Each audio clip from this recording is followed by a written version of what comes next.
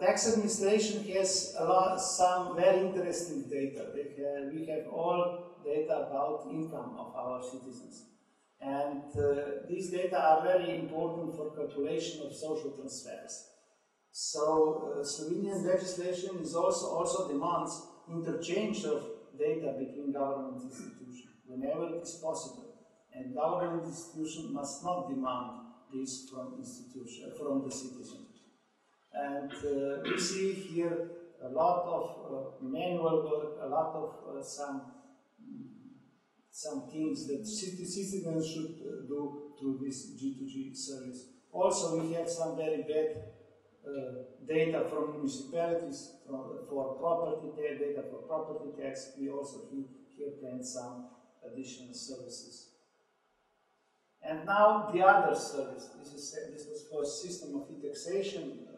It is dealing with tax documents the most. The other is virtual tax assistant. It's called VIDA. It is a Slovenian name, and it is a software which provides that information about e-tax matters, whatever should be, is very easily get through internet. Various people uses this service, from ordinary taxpayer, I will show you later this, to tax specialists, even advisors. They use it for specific questions, and the third usage was it was not planned. That could even our employees use this VIDA when they have a specific problem with taxpayer on telephone, let's say, and they demand fast answer, and then our people just put in VIDA some questions, and this connect them to the specific subject or problem. We also received in last year special state recognition for this system. Virtual tax assistant our virtual tax assistant has several channels. A small hint, I would advise only the first channel. We introduce another 3, but the most information is going through internet. We get some costs with these last three channels, and I think it didn't. The costs were bigger than the benefits, I believe. Internet is quite enough in these days. User statistics, just quick. Maybe someone would ask why the figures are lower in 2008 than in 2009. It is the reason that we have in 2007 big promotion of this system, and people had a lot of joke questions with our virtual assistant, and a lot of questions were not dealing with taxation, but some funny questions and, of course, funny answers. But in 2008, we note more and more questions and answers and questions on tax field. Now here is just hypothetical solution, hypothetical calculation, how much should we save if there was no VIDA, but these answers were specific on specific question. I believe these people would never telephone to tax administration and ask question when I will get pre-calculated personal income tax return. But they had VIDA, we promote this, and we got such figures. And now a conclusion. I believe all these 2 services are providing better services for taxpayers, and I believe that these all 2 systems together, they help for us, tax administration, and e-government as a whole to higher reputation among our citizens.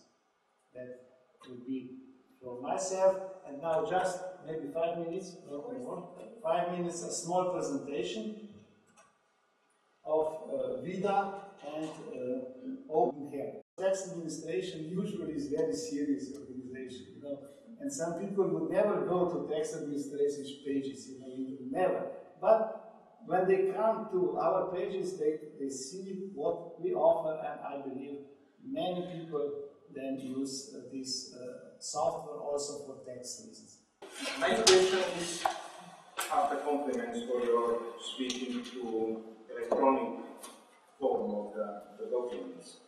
In what format you are accepting the documents? XML. To the online input, or you are accepting some offline prepared documents and transferred to your system? No, we receive these documents in XML structure. Only XML structure and directly in our system, not by email or something else. It is directly, or it is manually input directly on internet page, that is manually input from taxpayer, or as I said before, we prefer, and it is widely used in Slovenia, web services, SOAP technology, so that application of the taxpayer is automatically connected with our system. So just application of taxpayer assure this all data and put it in our system. The following question after you mentioned XML. What is your position and potentially future plan regarding the extended business reporting language XBRL? I don't know. For now, in Slovenia, it's no problem with XML standard. We must be real, you know, because I think in Slovenia we made a big progress that I believe a lot of people or some programmers haven't worked with XML structure. Now in Slovenia that is quite a common language, you know, not a standard, definitely not, but people are used to do this structure, and I don't believe that for a short time we will not use any other structure. You showed us income as the most important tax type for citizens, but there are some other tax types where maybe it is important to pay immediately, like, for example, tax for renting or properties or so on. What is about that types of taxes? All types of taxes where some documents should be proposed to tax administration are always developed on this system.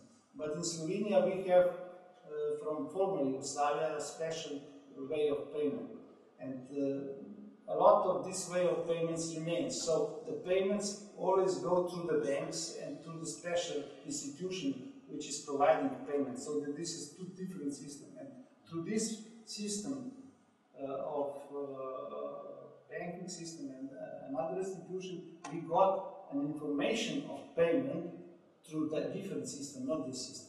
This system does not provide any information about payments, not about payments, just about proposing tax documents, because payments come in tax administration in quite a different way, not on this before, because we don't have checks.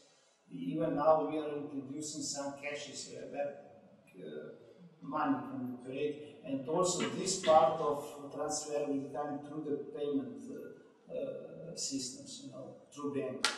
There is no e-payment. No, it is e-payment, but it is payment tax. I also pay some taxes, property tax, let's say. Yes. And I pay through the banking system, not here. No. Yes. All payments goes in Slovenia through banking system, and then we got an information from banking system in tax administration. It's another circle, not this.